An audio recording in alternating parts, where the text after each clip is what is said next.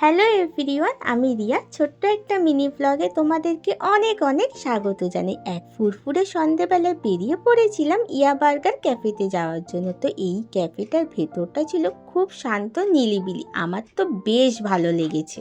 তোমরা চাইলে ক্যাফের ভেতরে শান্ত নিলিবিলি পরিবেশে বসে খেতে পারো, আর ক্যাফের বাইরেও তোমরা চাইলে বসতেই পারো। তো এখান থেকে আমি প্রথমে অর্ডার দিয়ে দিয়েছিলাম ফ্রেঞ্চ ফ্রাই পেরি পেরি, তারপর আমি অর্ডার দিয়ে দিয়েছিলাম ফিশ ফিঙ্গার। তো দুটোই অসাধারণ খেতে ছিল, আর ফিশ ফিঙ্গারটা তো আমার বেশ ভালো লেগেছে।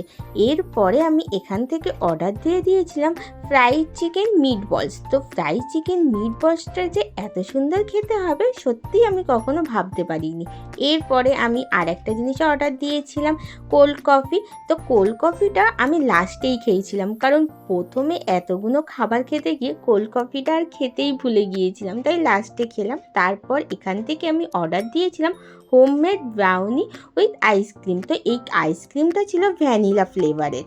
ইয়া বার্গার ক্যাফের ডিটেলস ভিডিও কিন্তু অলরেডি আমার ইউটিউব চ্যানেলে এসে গেছে, গিয়ে তোমরা দেখে আসতে পারো। আজকের মিনি ব্লগটা এই পর্যন্ত। Tata everyone.